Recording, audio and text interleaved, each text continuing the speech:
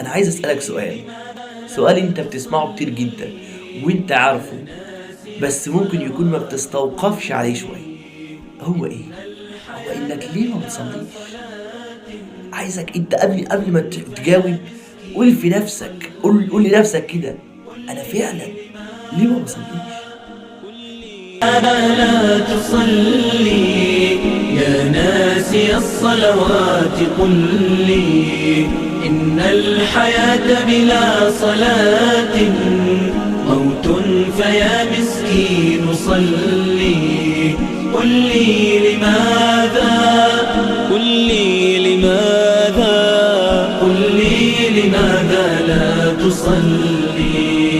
اوعى تكون بس مفكّر إنك لمّا بتصلّي الجمعة في الجامع وما تصلّيش الأوقات كلّها تبقى أنت كده صلّيت، لا طبعًا، ما فيش الكلام ده خالص، ده اسمه أنت كده بتعمل أي كلام تمام، وأي حاجة، نسأل الله العظيم لنا وللمسلمين أجمعين الهداية.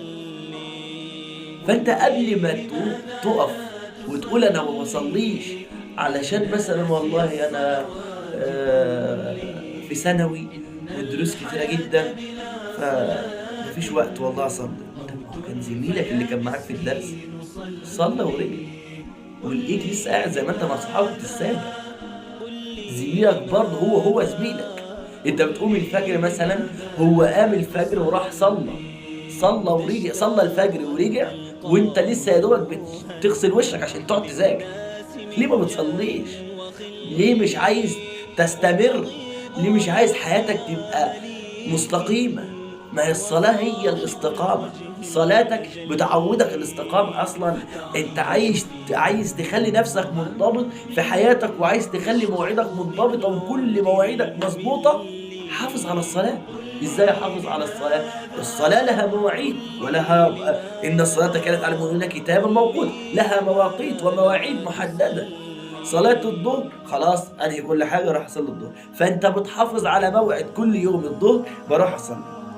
صلاة العصر نفس الأمر، وكذلك كل الصلوات حتى صلاة الفجر نايم ومستقل نوم يعني الجو تلج أصلًا برّه، الجو تلج وعايز أنام، لأ ده أنا عندي ميعاد مع مين؟ مع ربنا سبحانه وتعالى، هاروح أصلّي، رايح أصلّي، فأنت من هنا بتبدأ تنظّم مواعيدك، هي الصلاة أساسًا بتعلّمك إزاي تنظّم مواعيدك أصلًا، غير إن هي يعني سبحان الله الصلاة عمود الدين، إذا صلحت صلح ما كله، وإذا فسدت فسد الدين، فهمت إزاي؟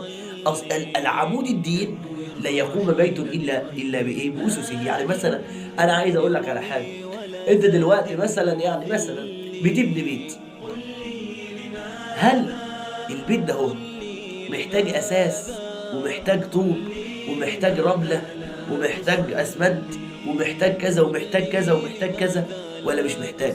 أكيد محتاج، مش هاقول أنا هابني بيت وفي خيالي إن أنا بنيت بيت وفي خيالي برضه إن أنا هاروح أقعد في البيت اللي أنا بنيته بخيالي، ما فيش الكلام ده، ما تقوليش أنا باصلّي وأنت ما بتصلّيش، في خيالي إن أنا أصل أنا مسلم، أنا مسلم يعني بتصلّي.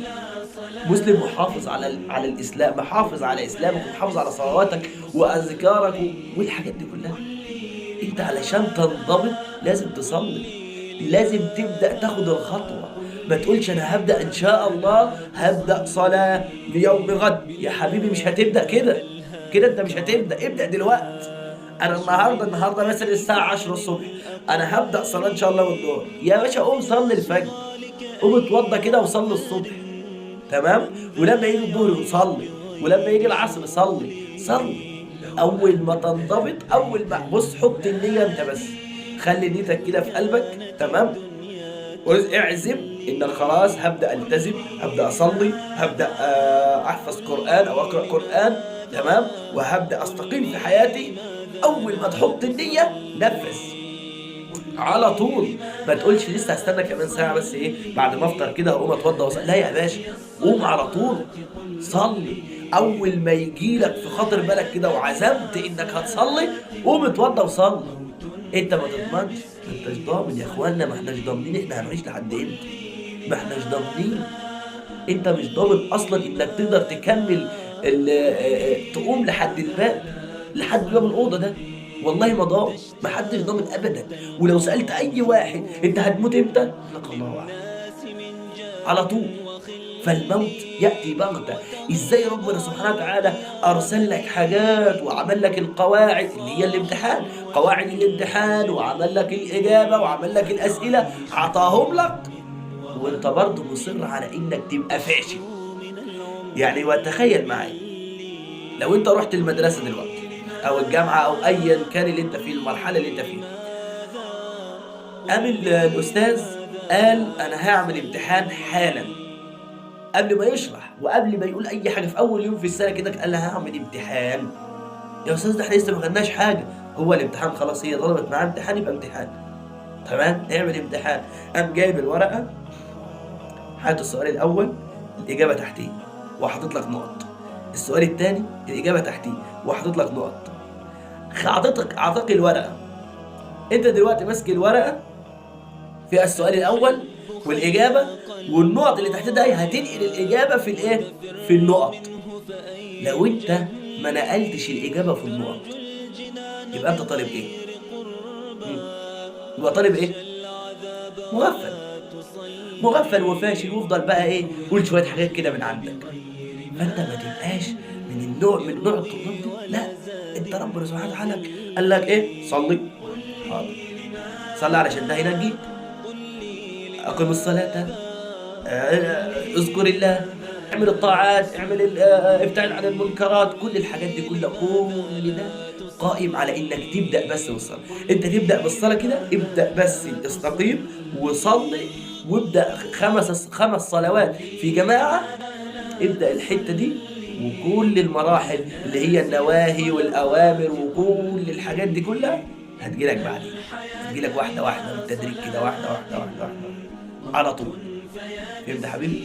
فانت تقوم دلوقتي، لو مش بتصلي تقوم، ربنا يهديك يا رب، وتقوم تتوضى كده وتصلي، تمام، وترجع تتوب الى الله سبحانه وتعالى، فان الموت ياتي بغته. وافتكر دايما الكلمتين دول: فيا من اساء فيما مضى ثم اعترف، كن محسنا فيما بقي تلقى الشرف، واسمع كلام الله في تنزيله، إن ينتهوا يغفر لهم ما قد سلف. وأقول قولي هذا وأستغفر الله العلي العظيم لي ولكم، هدانا الله وهداكم إلى طريق الحق والرشاد.